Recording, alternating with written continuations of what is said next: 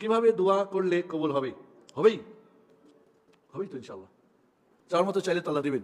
আল্লাহ বলছে উদউনি আস্তাজিব লাকুম, তোমরা আমাকে ডাকো, আমি তোমাদের ডাকে সাড়া দিব। আল্লাহু আকবার। আল্লাহ অর্ডার করছেন, আবার ওয়াদা করছেন আমি কবুল করবো।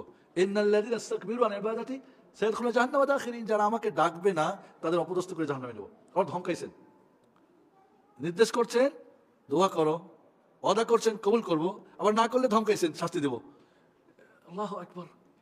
ইয়াকিন সহকারে আল্লাহর কাছে চান। আমরা আল্লাহর কাছে চাইলে আল্লাহ কাউকে ফেরত দেন না। চাওয়ার মতো চাইতে হবে, এবং সেই চাওয়াটা কবুল কিভাবে হবে? যে কোনো ইবাদত কবুলের 3টে শর্ত আজ খুতবা বলেছি। ঈমান ঠিক করেন, ঈমান। আল্লাহর কাছেই চান, কোনো লোক দেখানো শোনানো, কোনো ভাড়াটিয়া দোয়াটা চলবে না। ভাড়াটিয়া দোয়াটা কবুল হবে না।